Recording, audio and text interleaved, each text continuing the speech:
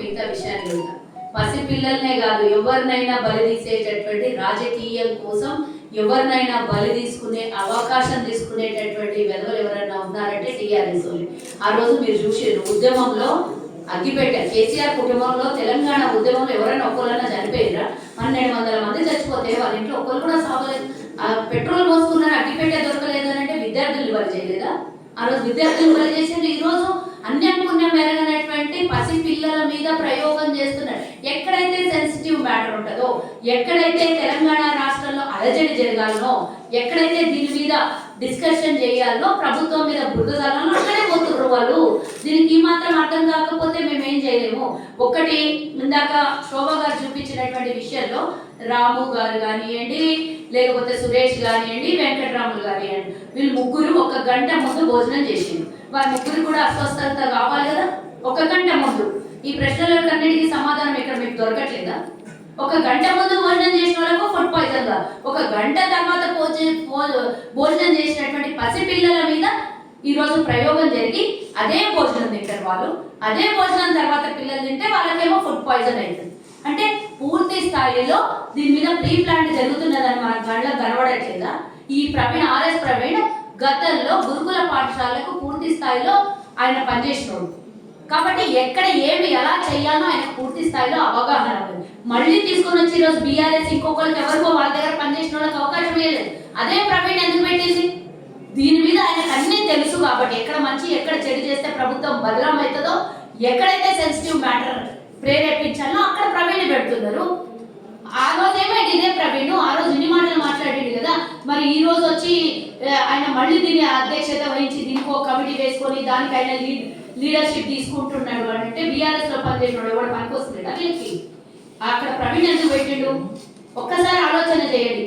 అన్నిటికన్నా ముందు ఈ రోజు ఇంటిగ్రేటెడ్ రెసిడెన్షియల్ కోసం 5,000 కోట్లను కేటాయించింది మా ప్రభుత్వం, మన ప్రభుత్వం. మరి డైట్ గతంలో మనం చూసినాం, పప్పు బదులు నీడ చారు అంటారో సాంబార్ అంటారో నాకైతే తెలియదు. మరి కేసీఆర్ బిడ్డ కేటీఆర్ వాళ్ళిద్దరు బిడ్డ కొడుకు పిల్లలు ఏ విధంగా అయితే భోజనం తింటారో అదే విధంగా హాస్టల్లో ఉన్న పిల్లలకు పెడతాం అన్న కేసీఆర్ ఏనాడన్నా సన్న బియ్యం పెట్టాడు. ఈ రోజు మా ప్రభుత్వం రాగానే ఇమీడియట్ గా హాస్టల్లో ఉన్న విద్యార్థులకి అందరికీ కూడా మేము సన్న బియ్యంతో భోజనం పెడతామని ఈరోజు మా ప్రభుత్వం ప్రకటించింది. గతంలో ఎన్నికల్లో వాడుకున్న విద్యార్థుల తల్లిదండ్రులని, పేదలని, బలహీన బడుగు వర్గాల కుటుంబాన్ని వాడుకున్న కేసీఆర్ ఏనాడన్నా 10 ఏళ్లలో పురుగులన్నం లేకుండా, నీళ్ళ సాంబారు నీళ్ళ చారు లేకుండా ఇచ్చేటటువంటి డైట్ లో కూడా కోతలు వాళ్ళ ఎమ్మెల్యే గుడ్డు వారం 2 సార్లు గుడ్లు ఇవ్వాలంటే ఆ గుడ్లను కూడా అమ్ముకున్నటువంటి దాఖలాలు మనం చూడలేదా? దీని గురించి మాట్లాడాలి కదా మనం. ఈ రోజు మా ప్రభుత్వం ఎవరన్నా ప్రభుత్వం మీద మరక రావాలని ఈ విధంగా చేసుకొని ప్రభుత్వం మా మీద మేము మరక తెచ్చుకుంటామా? ఈ రోజు జరుగుతున్నటువంటి గంట లోపల ఇంటెలిజెన్స్ అయితే లోపలికి వెళ్ళలేదు కదా. లోపలికి వెళ్ళి భోజనశాలల నుంచి వడ్డించుకొని తిన్నటువంటి వీళ్ళని ఈ రోజు ఏం చేయాలో ఒక్కసారి ఆలోచించాలి కదా. వీళ్ళ మీద నిందలు వేయాలి కదా. మీరు తిన్నప్పుడు మీకు ఎందుకు ఎవరికి కూడా కనీసం ఒక్కసారి వామిటింగ్ మోషన్స్ కూడా కాకుండా మీరు 3-4 రోజుల నుంచి హ్యాపీగా తిరుగుతున్నారు. ఆ పసిపిల్లలు ఏ విధంగా అదే ఫుడ్ పాయిజన్ అయింది అంటే మీరు వయసులో పెద్దవాళ్ళు కాబట్టి మీకు ఫుడ్ పాయిజన్ కాలేదు, పసిపిల్లలు కాబట్టి ఇమ్మీడియట్ ఎఫెక్ట్ అయింది అనేది మీరు చూపిస్తున్నారు. ఏం చేయాలనుకుంటున్నారు మీరు నాకు చెప్పండి. తెలంగాణలో జరుగుతున్న ప్రతి ఘటన వెనుక ఇందాక సోదరి చెప్పినట్టు లంచర్ల ఘటన అయితేంది, ఇంకోటి అయితేంది, ఎక్కడ చూసినా వాళ్ళ అనుచరులు వాళ్ళకి కావాల్సింది రాజ్యాంగము ఏ దోపిడీ చేసైనా సరే బతకాలి, రాజకీయం చేయాలి అనే కుట్రలో భాగమే ఈ రోజు ప్రభుత్వం మీద బురద చల్లుతుంది. కనీసం ఫార్మా యూనివర్సిటీకి ఎక్కడ కూడా ఒక్క ఎకరా కూడా సేకరించలేదు, కొనుగోలు చేయలేదు ప్రభుత్వం. దాని మీద దౌర్జన్యం చేసినటువంటి విషయం మనం గమనించలేదు. ఏమన్నంటే ఇంటెలిజెన్స్ ఏం చేస్తుంది, ఇంటెలిజెన్స్ ఫెయిల్యూర్ కాదా, లేకపోతే అధికారి మీద దాడులు జరుగుతుంటే మీ ప్రభుత్వం ఏం చేస్తుంది అని అంటే వాళ్ళు ఇంటర్నల్ గా లోపల ఇంట్లో కూర్చొని 4 గోడల మధ్యలో ఆ ఫామ్ హౌస్ లా వాడు చెప్పిండు కదా, పట్టుకున్న సురేష్ గారు చెప్పిండు కదా ఫామ్ హౌస్ లా పూర్తి స్థాయిలో దీనికి స్కెచ్ జరిగిందని. ఫామ్ హౌస్ లకు అయితే ఎవరు ఇంతవరకు ఇంటెలిజెన్స్ వెళ్ళలేదేమో, రాలేదేమో. కానీ అక్కడ జరుగుతున్నటువంటిది బయటికి వచ్చి వాళ్ళు ప్రజల మధ్యలో మనం సినిమాలలో చూస్తాం కదా, చాలా మటుకు లోపల ప్లానింగ్ జరిగి ప్రజల మధ్యలోకి 4 జాగాలకు స్ప్రెడ్ అయ్యి ఏ విధంగా చేస్తారు ఆ విధంగా ఈ రోజు తెలంగాణ ప్రభుత్వాన్ని బదలాం చేస్తున్నారు. మేము ఆ రోజు కొట్లాడినాం కానీ ఇట్లాంటి మేము బెదవేషాలు అయితే లేదు కదా. బాసరలో జరిగిన సంఘటన అయితే ఇంకో చోట 350 మంది విద్యార్థులు ఆసుపత్రి పాలైతే అందులో ఏమైనా కాంగ్రెస్ ప్రమేయం ఉందా? ఏనాడైనా కాంగ్రెస్ అట్లాంటి చోటుకి వెళ్ళి ఇట్లాంటి వెదవపాలు చేసిందా? ఏ సంఘటన చేసినా దాని వెనకాల బీఆర్ఎస్ వాళ్ళే ఉంటుండేది. దాని గురించి మాట్లాడాలి. ఈ బీఆర్ఎస్ దుర్మార్గాన్ని 10 ఏళ్ళు భరించిన మళ్ళీ ప్రభుత్వాన్ని మార్చుకొని సాఫీగా ప్రభుత్వం నడుస్తుంటే దీని మీద కూడా వాళ్ళే కుట్రలు చేస్తుంటే వారి మీద విచారణ జరపాలి. కానీ మనం ప్రభుత్వం ఫెయిల్యూర్ అని అంటే ప్రతి నిమిషానికి ప్రభుత్వం ఫెయిల్యూర్ కాదు. ఈరోజు ముఖ్యమంత్రి గారు విద్యాశాఖ మంత్రిగా ఉన్నారంటే డెఫినెట్ గా ముఖ్యమంత్రి గారు ఉన్నారు కాబట్టి ఇమీడియట్ గా దీని వెనకాల ఉన్నటువంటి కారణాలను బయటగా తీయగలుగుతున్నాం. ఏ మంత్రి ఉన్నా ముఖ్యమంత్రి స్థాయిలో ఉన్నటువంటి మంత్రులు మా దగ్గర చాలా మంది ఉన్నారు, చాలా మంది నాయకులు ఉన్నారు. దాంట్లో ఎవరు కూడా తగ్గించేది లేదు, ఎవరు కూడా తక్కువ ఉండేటటువంటి వాళ్ళు కూడా కాదు. కానీ మా ప్రభుత్వాన్ని బదలాం చేయాలని చూస్తే మాత్రం ఊరుకునేది లేదు. మా ముఖ్యమంత్రి గారికి మా నాయకత్వాన్ని కూడా మేము దయచేసి విన్నవించుకుంటున్నాము. మేము ఒక మహిళగా ఒక తల్లులుగా బాధపడుతున్నాము. ఇలాంటి సంఘటన జరగొద్దు. జరిగినందుకు పూర్తి స్థాయిలో విచారణ వ్యక్తం చేస్తున్నాం. గత ప్రభుత్వం లాగా కళ్ళు మూసుకొని ఇండ్లలో పండుకున్నటువంటి ప్రభుత్వమే కానీ నాయకులే కానీ మా దగ్గర లేదు. ఎందుకంటే మేము సింగరేణి కాలనీలో 6 ఏళ్ల పిల్ల చనిపోతే కూడా కనీసం ఒక్కరు వచ్చి పలకరించలేదు. వరంగల్లో 9 ఏళ్ల పిల్లకి మానభంగం చేసి చంపితే కూడా కనీసం ఒక్కరు వచ్చి మాట్లాడలేదు, బయటికి వెళ్ళలేదు. మహిళా కమిషన్ కూడా వాళ్ళ దగ్గర ఒక్కరోజు కూడా బయటకు వచ్చి మాట్లాడినటువంటి సంఘటన లేదు.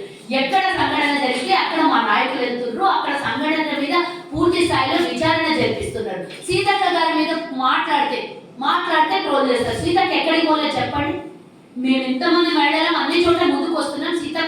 సీతక్క ఒక్కదాని మీద మీ పగెందుకు పడుతున్నారు? అసెంబ్లీలో అవమానిస్తారు, బయట అవమానిస్తారు.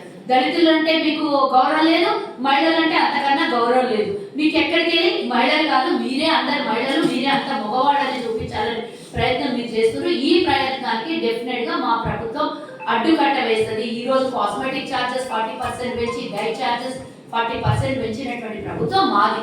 ఈ రోజు చదువుకున్న విద్యార్థులకు గతంలో 30,000 మందికి ఉద్యోగం 10 ఏళ్లలో ఈ రోజు మా ప్రభుత్వం వచ్చినాక 55,000 మందికి 6 నెలల్లో ఉద్యోగాలు ఇచ్చినాం. మేము ఈ రోజు లీకులు లేనటువంటి ఎగ్జామ్స్ మేము కండక్ట్ చేస్తున్నాం. ఒక్క నోటిఫికేషన్ తోనే ఎగ్జామ్స్ అయిపోతున్నాయి మా దగ్గర. అన్ని విధాల ప్రభుత్వం ముందుకు వచ్చి అన్ని చోట్ల విద్యార్థులు చదువుకోవడానికి కోసం కానీ దాని మీద ఆధారపడ్డ కుటుంబాలకు చదువుకున్నటువంటి విద్యార్థులకు ఉద్యోగం ఇచ్చే ప్రయత్నం మేము చేస్తుంటే బురదసరి ఎప్పుడైతే క్రెడిట్ వస్తుందో మేము 18,000 కోట్ల రూపాయలు రుణమాఫీ చేయగానే దాని మీద లొల్లి. మేము మొన్న ఇంకో కార్యక్రమం తీసుకుంటే దాని మీద లొల్లి. మేము బస్సు ఫ్రీ ఇస్తే దాని మీద లొల్లి. మేము ఏమన్నా చెయ్యాలంటే దానికి సజెషన్స్ ఇస్తలేరు. కానీ మేము చేసిన ప్రతి పని మీద వ్యతిరేకిస్తుంది. ఈరోజు డైట్ 40% పెంచినందుకు, సన్న బియ్యం కేటాయించినందుకు, ఈరోజు ఇంటిగ్రేటెడ్ హాస్టల్ని మేము 5,000 కోట్ల రూపాయలు కేటాయించినందుకు ఎక్కడ కుటుంబ సభ్యుల నుంచి, విద్యార్థుల నుంచి ప్రభుత్వానికి ఆశీర్వాదం వచ్చి ఇంకా మంచి పాలన చేస్తారనే భయంతోనే ఈరోజు మా మీద పన్నుతున్నటువంటి కుట్ర. ఈ కుట్రలో భాగస్వామ్యం ప్రవీణ్ని వదలొద్దని మా ముఖ్యమంత్రి గారికి దయచేసి విన్నవించుకుంటున్నా. ఇందులో ఫామ్ హౌస్ నుంచి జరుగుతున్నటువంటి ఈ కార్యాచరణ ఏదైతుందో దాన్ని కట్టుదిట్టమైనటువంటి అక్కడి నుంచి వచ్చేటటువంటి ప్రతి దానికి ఇన్స్ట్రక్షన్స్ చూసుకొని ఒక రోజు కూడా అవసరమైతే ఫామ్ హౌస్ లో కూడా అధికారులను పంపించి అక్కడ జరుగుతున్నటువంటి కుట్రలు కుతంత్రాల మీద ప్రభుత్వం జాగ్రత్త వహించాలనేది దయచేసి మా ముఖ్యమంత్రి గారికి విన్నవించుకుంటున్నా. దీంట్లో మేము విచారణనైతే పూర్తి స్థాయిలో వ్యక్తపరుస్తున్నాము. మా శ్రీహరి గారు, ఆ కాన్స్టిట్యున్సీ ఎమ్మెల్యే అయినటువంటి శ్రీహరి గారు పూర్తి స్థాయిలో పర్యవేక్షణలో ఉన్నారు. అధికారుల తప్పిదం అయితే అధికారులను సస్పెండ్ చేస్తాము. దీని వెనకాల కుట్ర బీఆర్ఎస్ వాళ్ళది పూర్తి స్థాయిలో ఉన్నదని మాకు వచ్చినటువంటి సమాచారం కాబట్టి వారి మీద కూడా ఎంక్వైరీ చేస్తామని మా ఎమ్మెల్యే గారు చెప్పడం జరిగింది. అదే విధంగా మా ప్రభుత్వం కూడా దాని మీద కార్యాచరణ తీసుకుంటుందని ఈ సందర్భంగా మీడియా సోదరులకు తెలియజేస్తుంది.